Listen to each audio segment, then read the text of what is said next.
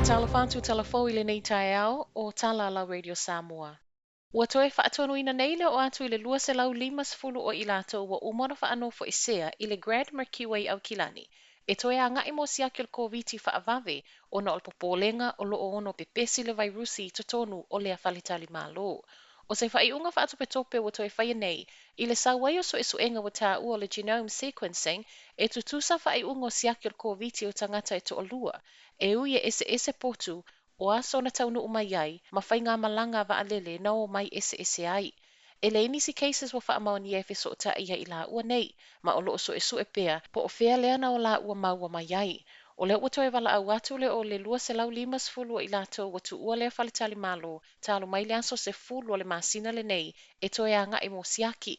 E se mai so e su enga I lea whalitali malo, e o mai le taime tu ina mai ele report ele so I fua malo lo ina nafi, e le I ai se isi tangata wha o popo wa maua e so ta I malakilingi le Grand Millennium, le ana wha amaonia le amatanga o le vaiaso.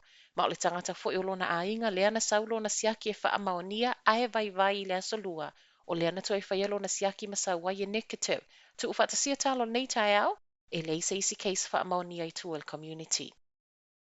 E le I umi se taimina tu ele Porsche I le la le Just Prestige I Eden Terrace I Aukilani ai ngau ia. O lea Porsche I tu a inga Cayenne se lau se fulu afe tā laro na tau whaato a mai a ki lia mai lava le vaenga o tiute. Ma e na o nai minute na tu ua I se tasila au whai ngal wenga le kāpaka na tu wai mo le wha mai ai no pepa le sitala. Ai fo I ane ua le ai.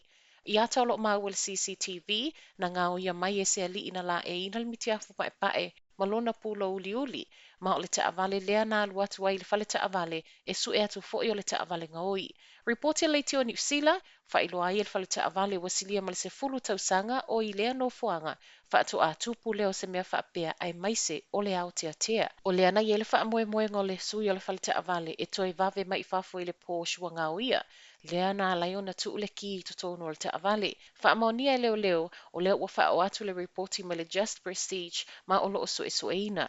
E ui o loo mawhai ona tua le falta avale le inisiwa mo se fesoasoani, pei ta iwa whaailoa o loo mana na o pia e toi ma watu le ta avale wa ngā uia.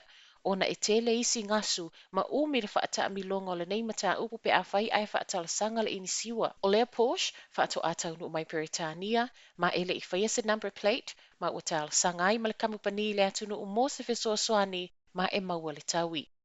E lima se fulu no fuanga le atatala le vai aso fou, mo tui al koviti. O lea ua fastful ma le tasi afe, tangata kiwi wa mai a whai o lato tui, ua whailoa le malo, o le tatala ai o nei no fuanga le vai aso a sau le afe so soani lea le whaatupula I o le whai numero tangata, o le a whai o lato tui le lua vai aso a sau.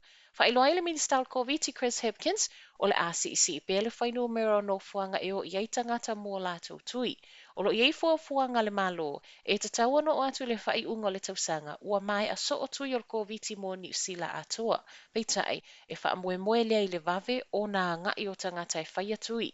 O le awhalona lua o le tausanga lo o wha moe tau nu umai ei leo ta telo o tui, ma o le taimi fo I leo le ama whai ei o na whai atui I whale talavai, wha apea ai ma fō mai po GP. Ua whaasalalau mai e le atu kuki le mai atu whaatasi o lana tracing app, ma e o tutusa ma le COVID Tracer app a New Zealand. O le whaatu a whaalua I lea o na ieo se system, o tutusa whaapene I le vau atu nu e lua I laulangi.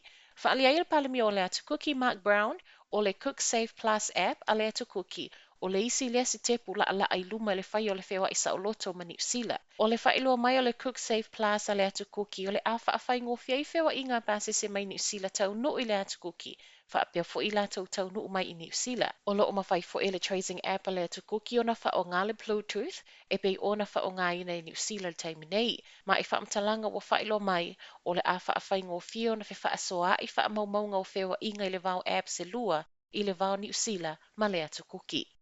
Tala whaai o tai au. O le vai aso nei wa sa wei tala o le a whaatau le whale tupe le Westpac I New Zealand. O le Westpac I New Zealand se tasi o poutu o lo o manui ai le kulupu o le Westpac Banking Group I Ausitalia. Peita ai o le sa o le tala o le a le to I ai le la lai New Zealand I lalo o le a whaamalu. Ua sa wei matala o lo o mana na ai whaafai ngō fie le whaatau tai ngō pisinisi.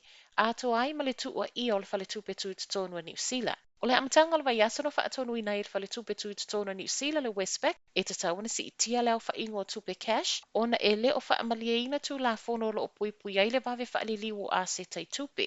Ma a o iai pea lai le whaatala no ina le whaatau ese le Westpac i New Zealand. Wa sa wai ma fesili, i lona tu lango lo iai totono le maketi o wha le tupe i New Zealand. O lona so tanga ma le malo lea e te ele o na vaenga lo wha o ngā ina lea wha le tupe wha apea vaenga tu ma oti. O le au whaisea, o tangata New Zealand, ai whaapea le wawai e se mai malona kulenga lo iai le taimi nei. I nei whaatala noanga uma mawhesuia inga, e te tau lavo na talia e le whale tupe tu to tono New Zealand, ai le ila aloa. Tala nol tai au manuia tele le nei aso.